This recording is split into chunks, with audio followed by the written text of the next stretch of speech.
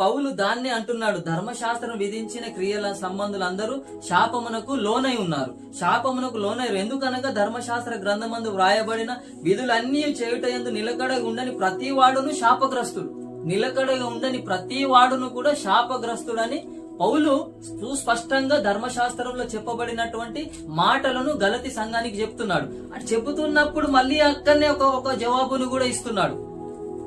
శాపగ్రస్తుడైనటువంటి మనిషిని మళ్ళీ అందులో నుంచి ఆశీర్వాదకరంగా మనం జీవించాలి అంటే ఆ విషయాన్ని కూడా మళ్ళా పౌలు మాట్లాడుతున్నాడు. ఆ మాటను చదవండి కింద లైన్ లో. నీతిమంతుడు విశ్వాస మూలముగా జీవిస్తాడు అనే మాటను మనం చదువుకుంటున్నాం. అంటే ఒక మనిషి క్రైస్తవుడుగా మారినటువంటి జీవితంలో ఇప్పుడు మనం యేసుక్రీస్తును వెంబడించువాడు వాటి వలనే జీవించును. ఇక్కడ ఆగుదామండి. ఇక్కడ పౌలు అంటున్నాడు, ఏమంటున్నాడంటే ధర్మశాస్త్రం ఎవడును దేవుని ఎదుట నీతిమంతుడని తీర్చబడడు సంగతి స్పష్టమే. ఏలయనగా నీతిమంతుడు విశ్వాస మూలముగా జీవిస్తాడు. నీతిమంతుడు విశ్వాస మూలంగా జీవిస్తాడని చెబుతూనే మళ్ళీ ఏమన్నాడు అక్కడ 12వ వచనంలో, ధర్మశాస్త్రం విశ్వాస సంబంధమైనది కాదు అన్నాడు, గాని దాని విధులను ఆచరించేవాడు వాటి వలనే జీవించును. ధర్మశాస్త్రం ఏంటిది కాదు? విశ్వాస సంబంధమైనది కాదు. కానీ దాన్ని పాటించేవాడు దాని ప్రకారమే జీవిస్తాడు. అంటే దాన్ని పాటించడం అంటే ఏమిటి?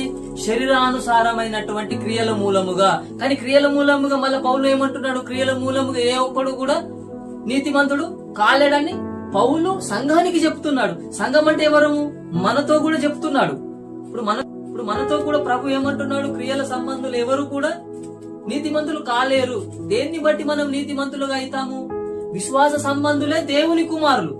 సంబంధమైనటువంటి పరిచర్యలో దేవుడు మాట్లాడుతున్నటువంటి మరుగై ఉన్న సందేశాన్ని జ్ఞానయుక్తంగా దేవుడు మనతో మాట్లాడుతున్న విషయం ఏంటిదంటే, ఇక్కడ స్పష్టమైనటువంటి 12వ వచనంలో ధర్మశాస్త్రం విశ్వాస సంబంధమైనది కాదు అని అక్కడ చెప్తున్నాడు. ఆ రెండవదిగా దాని విధులను ఆచరించేవాడు వాటి వలనే జీవిస్తాడు. ఆ 13వ వచనంలో అంటున్నాడు మళ్ళీ, ఆత్మను గురించిన వాగ్దానము విశ్వాసం వలన మనకు లభించినట్లు అబ్రహాము పొందిన ఆశీర్వచనము క్రీస్తు ద్వారా అన్య జనులకు కలుగుటకై క్రీస్తు మన కొరకు శాపమై మనలను ధర్మశాస్త్రం యొక్క శాపము నుండి విమోచించెను. హల్లెలూయా. ఇప్పుడు ధర్మశాస్త్రాన్ని అనుసరించేది ఎవరు? ఇప్పుడు అక్కడ గలతీ సంఘం ఉన్నది. ఈ గలతీ సంఘంలో ఇప్పుడు గలతీ సంఘంలో ఉన్నటువంటి ఇప్పుడు యూదులకు బోధిస్తున్నాడు. గమనించాలి. ఇప్పుడు పౌలు ఎవరితో మాట్లాడుతున్నాడు అంటే 12 గోత్రాల్లో ఉన్నటువంటి యూదులతో అక్కడ మాట్లాడుతున్నాడు. ఏమని మాట్లాడుతున్నాడు అంటే 13వ వచనం, ఆత్మను గురించిన వాగ్దానము విశ్వాసం వలన మనకు లభించినట్లు అబ్రహాము పొందిన ఆశీర్వచనము యేసు క్రీస్తు ద్వారా